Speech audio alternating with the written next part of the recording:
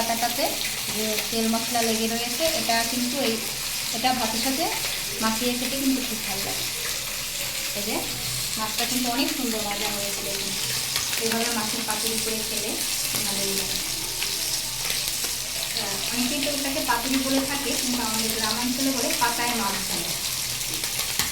এইভাবে বেশিরভাগ মানুষই পাতায় ভাজা মাছ খেতে পছন্দ করে।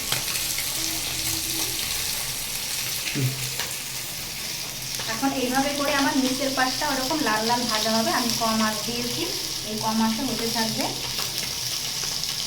আর ভিডিওটি কেমন লাগলো অবশ্যই কমেন্ট করে জানাবেন। আর যারা যারা আমার চ্যানেলে ভালো কমেন্ট করেন তাদেরকে অসংখ্য ধন্যবাদ। মাছ ভাজা কেমন হলো অবশ্যই কমেন্ট করে জানাবেন।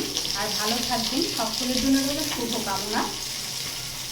আমাদের বাসায় মাঝে মাঝে মাছ আসে, মাসে হয়তো বা একবার দুবার আসে, মেয়ে খেতে চাইলে তখন আনা হয়। এই যে এগুলো তাই আজকে ইলিশ মাছের খাও বা এটাকে চাবিলা মাছও বলে থাকে কেউ, এটা নিয়ে আসা হলো।